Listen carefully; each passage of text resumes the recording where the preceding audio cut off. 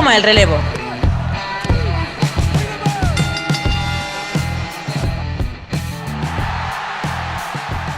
Bienvenidos un día más a Hot Tag, soy Santiago Tomás y hoy en A Wrestling Live vamos a hablar de la vida de un talento tremendo en el ring, cuyos problemas personales acabaron con su vida demasiado pronto.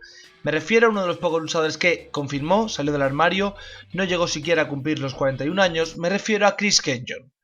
Recordad que podéis suscribiros, darle a la campanita y seguirnos en Twitter, en @HotTagYT. Repito, @HotTagYT. Y es que el caso de Chris Kanyon es posiblemente una de esas historias que nunca deberíamos haber tenido que contar porque incluye todos los dramas que hemos estado hablando en esta serie hasta ahora. El primero y principal es el consumo de sustancias que afectan al abuso de sustancias mezcladas con enfermedades mentales. Kanyon, como sabríamos posteriormente, sufrió un trastorno bipolar y todo unido a que era un hombre homosexual. Un hombre homosexual a principios de los 90, bueno, en los 90, en los 2000, una época donde dentro del mundo del wrestling no estaba tan bien visto que hubiera gente gay y por tanto no tuvo ningún apoyo, ya veríamos luego qué ocurrió con él. Y es una historia triste, el wrestling le dejó atrás en gran parte, no sé si el wrestling le dejó atrás o él dejó atrás el wrestling, pero la relación entre ambos acabaría con su vida demasiado pronto, demasiado joven. Volvamos al principio, y es que Chris Kanyon nació el 4 de junio del año 1970 en Queens, Nueva York, bajo el nombre de Christopher Morgan Kruksaritz. Desde pequeño se interesó por el deporte y su tamaño nació ideal, medía 1,92, tenía un físico prodigioso y su carrera en un primer momento no estaba relacionada con el wrestling, y es que él se fue a la Universidad de Buffalo a trabajar y estudiar como fisioterapeuta. No obstante, aunque estuvo 3 años ejerciendo la profesión, el pro wrestling le empezó a interesar cuando se graduó y empezó a entrenar. Tras entrenar unos cuantos meses, debutaría y empezó a pelear de forma regular los fines de semana. Llegó a tener un debut en WWF como Jobber en un house show, pero su primer gran punto en televisión fue en Smoky Mountain Wrestling, aunque siempre lo hacía como Jobber. En 1994 haría el debut televisivo dentro de WWF, perdiendo contra Diesel, y empezó a tener también oportunidades en ECW, la cual era de la zona y la cual le permitía poder seguir con su trabajo. No obstante, en 1995 decidió que iba a dejar su profesión y iba a dedicarse al mundo del wrestling. Para ello, primero se hizo bastante habitual en la tele de WWF a final del 94 y todo hacía indicar que iba a firmar por ellos. La realidad es que acabaría firmando por la Power Plant de WCW en 1995. Esta firma puede resultar sorprendente debido a que él estaba luchando en el norte, debido a que él era de Nueva York, etcétera, etcétera, pero la realidad es que tenía todo el sentido del mundo. ¿A qué me refiero con que tenía todo el sentido del mundo? WCW estaba justo en ese proceso de creación de Nitro, necesitaba aumentar el roster y precisamente Kanyon, el cual ya había debutado bajo ese nombre, encajaba muy bien. Lo primero que le hicieron fue ponerle como Jobber e incluso le pusieron en un stable, en un tag team con Mark Starr llamado Men at Work. Ambos peleaban juntos, eran dos trabajadores de obra, los cuales solían perder porque se le iba la cabeza a Kanyon.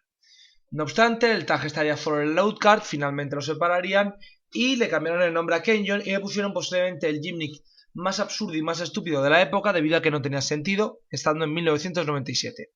¿A qué me refiero? A que le dieron el papel de Mortis. Mortis básicamente llevó una máscara y una especie de personaje mitológico súper peligroso, súper asesino, llevado por Jane Vandenberg. Era bastante absurdo toda esta storyline sabiendo que estábamos en la época de NWO, de la telerrealidad, de que todo era muy realista. Además, su primera rivalidad ya es absurda ya que entra en guerra con Glacier.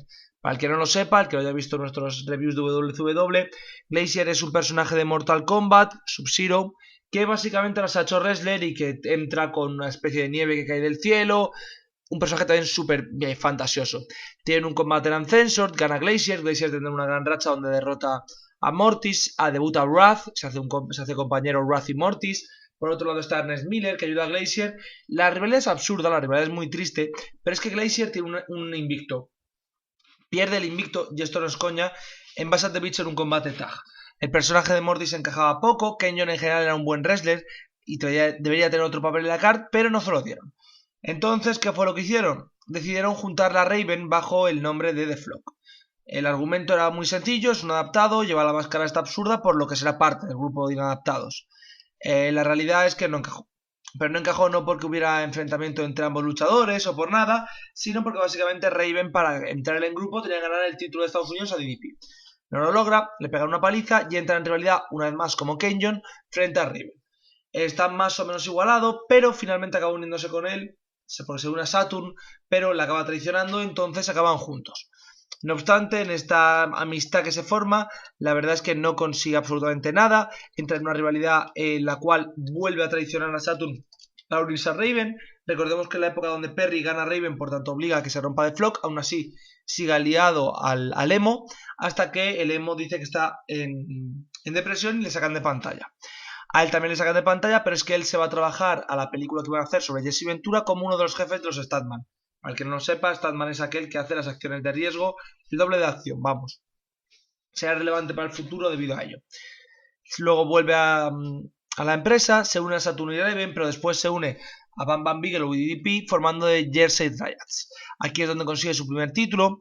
Fred les da la ventaja, ya que además lo considera que pueden defenderlo en Freebird Rule, pero cuando Sting es el nuevo comisionado, se carga esta norma y en Rottweil pierden frente a Harlem Heat 2 títulos. Kenyon es el encargado de ayudar a la película Ready to Rumble y debido a ello también se encarga de entrenar a David Arquette antes de que haga su debut en el ring. Vuelve como una especie de hombre rico, pero a Kevin Sullivan no le gusta el luchador y le echa. Básicamente le echa, no, pero la parte de televisión. Solo cuando Vince Russo vuelve puede cambiar esto. ¿Cómo decide pulsarle Vince Russo? Le hace amigo de DDP, se enfrenta a Mike Awesome en un ambulance match muy igualado que acaba en no contest y tras ello trata de ayudar a DDP en el main event, que es el de la triple jaula, etcétera, etcétera, solo para que desde arriba del todo Mike Awesome le lance. Después de lanzarle, parece que esto le afecta, vemos imágenes suyas en el hospital, etcétera, etcétera, y traiciona a DDP en el siguiente pay-per-view y se empieza a burlar de la positividad. Recordemos que esta es la época donde DDP saca su biografía, donde dice que es súper positivo, que la vida hay que ver el optimismo, así que deciden darle a Kenyon el personaje de Positively Kenyon. Básicamente es una parodia de DDP. Esta tradición se produjo además en The Great American Bash y se unió a The New Brood. The New Brood, para el que no lo sepa, fue el grupo formado por Eric Bischoff y Vince Russo. Es un grupo bastante triste donde se creen que iban a dominar el mundo del wrestling, etcétera, etcétera. Las nuevas figuras eran heels, los faces eran los viejos, nada tenía sentido. Y de esto pasaríamos a posiblemente el combate más importante de su carrera, el combate más importante de la historia del wrestling, un combate que ha unido a todo el mundo, y es que Chris Kenyon se enfrentó a Buff Bagwell en Jude Bagwell in a Forklift Match. Sí, fue él el rival de Buff Bagwell. Es un combate terrible, ambos luchadores intentan hacer todo el elastic posible, intentan que el combate sea mínimamente entretenido. En parte lo consiguen, pero básicamente es decepcionante. Tras ello se marcha durante 4 meses, básicamente porque quería seguir con su trabajo de statman, etcétera, etcétera. No es que haga mucha gracia tampoco lo que pasó en ese combate a Kenyon, pero vuelve para los últimos shows de la historia de la compañía, entre una especie de rivalidad con DDP, pero antes de que esa rivalidad se pueda desarrollar, WWF compra la empresa y aparecerá como parte de The Alliance. Empieza a trabajar dentro del stable, le dan el título de Estados Unidos por los roles, básicamente porque se lo cede Booker T, y también consigue los títulos tag junto a DDP. Todo esto es muy positivo, todo esto puede indicar que va a recibir un push, que tienen confianza en él. El push dura 10 días. ¿Por qué? Porque llega SummerSlam y Kane y The Undertaker se enfrentarán a Kenyon y DDP en un combate en jaula por el título. Recordemos que DDP estaba en esta rivalidad donde había estado acosando a Sarah, la mujer de Taker. El combate fue una carnicería que ganan los campeones. Un mes después perdería además el título de Estados Unidos frente a Taji. Poco a poco estas derrotas le van sacando de la card, va bajando en influencia, está peleando en Velocity y en uno de esos combates se lesiona de gravedad, se destroza la rodilla y tiene que desaparecer ese año de pantalla. Aparece Kenyon en 2002 en OVW, pero después de 2 meses sufre una lesión en el hombro, sufre además un problema respiratorio bastante grave, básicamente empezó a perder la oxigenación y casi fallece y por tanto le llevaron al hospital.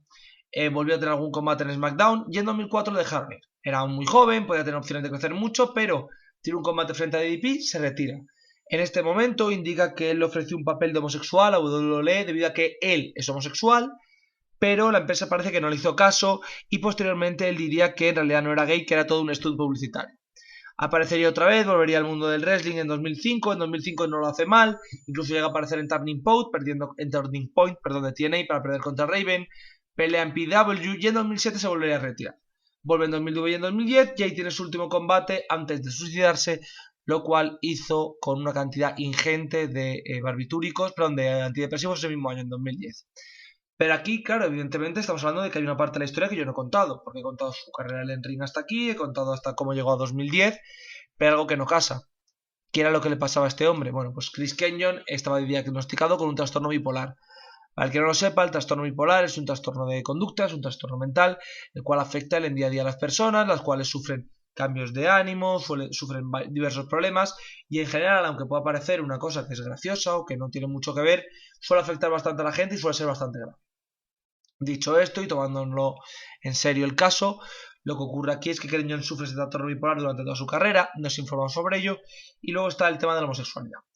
Estamos hablando de que los años 90, los años 2000 no son la actualidad. Sé que en la actualidad que el luchador sea gay está bien visto, es decir, no está mal visto al menos. Es decir, tenemos por ahí a Ify, tenemos que hay bastantes luchadores que han reconocido que son homosexuales. Darren Young, por ejemplo, el actual Fred Rosser es gay, mismo lo ha dicho, y no hay problema, es decir, no hay problema. Se entiende que un luchador, sus condiciones no dependen de su sexualidad y que puede ser tanto homosexual, como puede ser heterosexual, como puede ser de todo tipo. Hasta aquí todo está bien, hasta aquí todos podríamos ser positivos y todos podríamos decir, joder, pues no es tan grave la situación. El tema es que estamos hablando de finales de los 90 y de los 2000. Básicamente era un wrestling basado en culo, tetas, codo.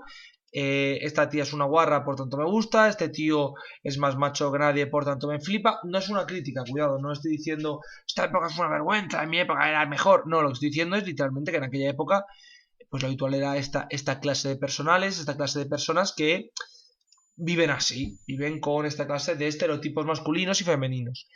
El caso suyo se transforma entonces en un problema porque evidentemente a la gente no le gusta. A la gente no le gustan los luchadores homosexuales y no le dan el puesto. ¿Estamos seguros de que WWE le echó porque no quería un papel homosexual? No lo sabemos, sinceramente. Había sufrido 2 lesiones gravísimas, entonces era mucho más difícil que eso fuese real o que eso fuese cierto. ¿Con qué me refiero a que eso fuese real o que eso fuese cierto?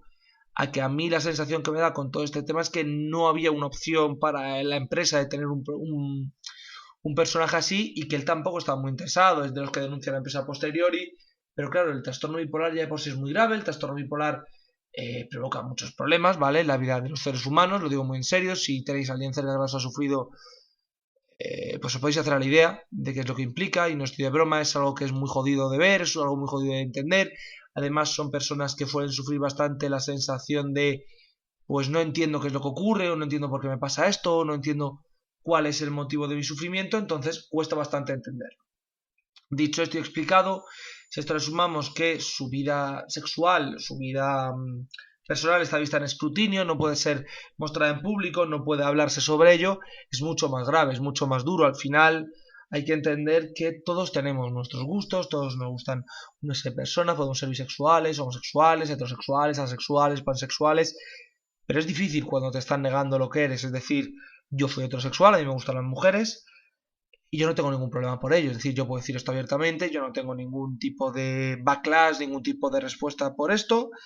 Pero si yo fuera homosexual en ciertos países del mundo actualmente, tendría un grave problema. Es decir, sería considerado alguien malo, sería considerado alguien enfermo, etcétera, etcétera. En los 90 seguía siendo visto como una enfermedad, seguía siendo visto como algo de degenerado, seguía siendo como algo visto como los causantes del SIDA. Es decir, no hace tanto tiempo, a principios de los 90 sobre todo, en el 95, en el 97, en el 98, se consideraba que los gays todos tenían el SIDA, se consideraba que los gays todos eran unos pedófilos, unos pederastas, es decir, se consideraba que ser gay era lo peor de la sociedad.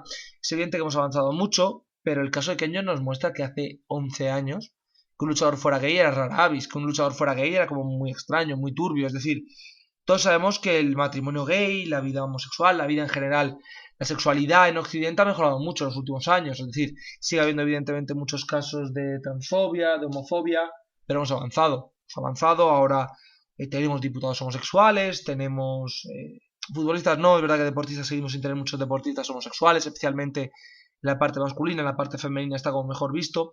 Pero Chris Kenyon era innovador, y Chris Kenyon además siempre nos quedamos con eso, en plan de, es que tenía trastorno bipolar. Bueno, estamos hablando de que Chris Kenyon es posiblemente uno de los mejores luchadores dentro del ring. Cuidado que no me refiero a uno de los mejores luchadores tipo lo que decimos de Dean Malenko, lo que decimos de Chris Benoit, Daniel Bryan. A lo que me refiero es que Chris Kenyon era un tío que era un entrenador espectacular. Recordemos que, por ejemplo, echó una mano a David Arquette, echó una mano a Malone, es decir, echó una mano a todas esas estrellas que usó WCW y daban un nivel relativamente bueno. Vale que no eran el mejor nivel del mundo, eso es evidente, y que no eran una empresa sencillamente extraordinaria o qué tal, pero es cierto que daban combates por encima de lo que se podría esperar de un tío así. Es decir, creo que el trabajo que ha hecho ese hombre es extraordinario, es un trabajo muy digno, creo que es un trabajo que valía bastante la pena y a la gente le daba, no voy a decir lo mismo porque no es cierto que le daba lo mismo, pero es verdad que como que no les interesaba del todo, como que no importaba tanto ese entrenamiento y lo que molaba es de, ¡ah, mira a Jay Leno que está peleando en el ring! ¡Mira a Karl Malone que está peleando en el ring! Pero era Chris Kenyon quien estaba detrás de todo ello. Era muy amigo de DDP, al final los dos eran de Jersey, también fue amigo de Raven, junto a Raven incluso llegó a denunciar a la empresa. Pero da cierta pena el caso de Kenyon porque al final, más allá de lo de su biografía, que salió en 2011, que es bastante dura, es esa sensación de este tío podría haber encajado muy bien, este tío en la actualidad hubiera sido mucho más valorado de lo que fue en su época. Y es complicado decir esto y es complicado siempre valorar esto de habría sido mucho más valorado porque lo que estamos hablando al final es de hemos avanzado mucho, pero estamos, como todos sabéis, este mes estamos haciendo un poco especial con luchadores LGTBI, porque es el mes del orgullo LGTBI. Y es que es muy complicado explicar esto, porque tú ves esto y tú dices, bueno, Chris Kenyon ahora es valorado, Chris Kenyon es reconocido muchas veces, ahora mismo yo estoy hablando de Chris Kenyon, murió con 41 años, ahora mismo tendría 50 años, y posiblemente si no hubiera fallecido no se hablaría de esto. Siempre hablamos del tema de la salud mental, luego cerraré con eso. Pero el tema de la homosexualidad, bisexualidad, sexualidad también es muy importante. Yo no soy una persona LGTBI, es decir, ya lo he dicho, soy heterosexual, pero me resulta muy duro el saber que hay gente que por su condición sexual, por quien aman, por quien quieren, no tiene las mismas oportunidades que yo. O porque son considerados inferiores, o porque son considerados enfermos, o porque son insultados por ello. Es decir, da lo mismo a quien quieras, entiéndase siempre que con consentimiento de otra persona, que sea mayor de edad, etcétera, etcétera. Pero da igual a quien quieras, mientras que ese amor sea verdadero, mientras que ese amor sea real y mientras que tú y esa persona estéis a gusto. Es decir, una persona homosexual es igual que una persona heterosexual. Sí, evidentemente no va a acostarse con una mujer, si es un hombre, evidentemente, porque es gay, pero es que no hay ninguna diferencia aparte de eso y eso no creo que sea una diferencia grave, una diferencia que nos afecte. Se es muy duro con estos temas y además siempre hay mucho debate en Twitter. No, es que tal, no, es que cual. Estos temas al final, estos debates siempre están muy desmaterializados, muy de cosas que al final podemos entender que se ven al absurdo, aunque no sea así.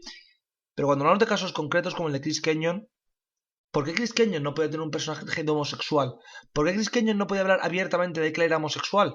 Es algo que no tiene un valor tan grande como para que sea algo que tenga que acabar con tu vida. No es algo que sea un valor tan grande, me refiero. No es algo que define cómo eres como persona. Obviamente hay muchas cosas que definen cómo eres como persona, hay muchas cosas que puedes estar más a favor o más en contra, hay gente a la cual vas a valorar más o menos, pero la homosexualidad de alguien, sus preferencias sexuales, incluso si se siente hombre o mujer, no debería ser uno de esos casos. Y me parece que en este caso además es la firme demostración de que la vida es una mierda, y cuando digo que la vida es una mierda digo que estas cosas nunca se debieron permitir porque estas cosas se sabía que pasaban, es decir, todos vimos la rivalidad de Billy y Chuck. Billy y Chuck, que fue una rivalidad que yo creo que es de las que mejor se lleva la homosexualidad dentro de WWE. El final que tienes básicamente se hace en face porque uno de ellos dice, ah, pero que yo no soy maricón. Y por eso es face. Es decir, ¿en qué mundo vivíamos hace 18 años donde ser gay era malo? Es un poco como la rivalidad que siempre tienen en Estados Unidos de el malvado extranjero que lo que está diciendo es que quiere derechos para todos, que tú dices, no entiendo por qué es malo. Y en Estados Unidos la lucha a muerte, mientras que en Europa se le aplaude, pues es un poco igual. Y me da cierta pena, sinceramente, y me parece que es algo muy jodido y me parece que es algo que se debería replantear y que deberíamos mirar todos. Respecto a la salud mental, sabéis que hablo mucho, sabéis que hago mucho hincapié en esto. En el caso de Kenyon sí tiene una enfermedad diagnosticada, como es el trastorno bipolar, pero él ya había tenido un intento de suicidio en 2003, además hizo varios comentarios las semanas previas a suicidarse diciendo que se iba a suicidar. Lo primero, si estáis en ese punto, si estáis en ese túnel oscuro, en ese túnel donde no veis la salida, sé que no vais a ver la salida, es decir, sé que es una situación muy difícil, buscar ayuda profesional, buscar también ayuda entre la gente que os rodea, la gente que os quiere, va a estar ahí, intentar estar de la mejor forma posible, a lo mejor se equivocan, a lo mejor hay gente que os decepciona, la gente que os quiere os va a intentar apoyar siempre que pueda, así que contar con ellos, y luego la ayuda profesional. Chris Kenyon estaba con medicamentos por su trastorno bipolar. No solo necesitan solo medicamentos, es decir, los medicamentos están muy bien, los medicamentos ayudan a curar esta clase de enfermedades, o al menos a paliarlas, pero necesitáis un psicólogo, necesitáis un psiquiatra, alguien que os pueda hablar de una forma profesional, que os pueda entender y que os pueda ayudar con técnicas para que estos problemas no vayan a más. Cuando se habla del trastorno bipolar, igual cuando se habla de el esquizofrenia, cuando se habla de esas enfermedades, siempre se piensa en casos súper extremos, en casos violentos. La gente esquizofrénica, la gente bipolar, la gente que tiene trastornos, que tiene TOCs, no son gente distinta a nosotros, no son gente que sea más agresiva o más violenta o que tenga o que se le vaya la cabeza más. Son gente que tiene unas enfermedades, las enfermedades tienen unos síntomas y se les debe ayudar con ellas. Exactamente igual que se ayuda a alguien que tiene una enfermedad física. creo que el estigma de la enfermedad mental se va a repetir mucho durante estos meses de LGTBI, porque al final la LGTBI es algo que se ha cruzado durante muchas veces con una enfermedad mental y que normalmente el abuso que han sufrido, el maltrato, la sensación de no encajar provoca esta clase de enfermedades mentales, provoca graves problemas, provoca depresiones y creo que es importante también estar detrás de qué ha provocado esas enfermedades mentales y apoyar a las personas que las sufren. Con esto despedimos a la Wrestling Live de hoy. Recordar que este mes vamos a hacer una Wrestling Live siempre centrado en esto, en los casos del GTBI, en las personas que han tenido la bandera del movimiento y cómo han vivido con ello. Y volveremos el viernes, seguramente con una review de NWA. Volveremos también el sábado, perdón, el viernes Dark Side of the Ring, el sábado NWA y el domingo WCW. Para mí es un verdadero placer. Me despido y hasta la próxima.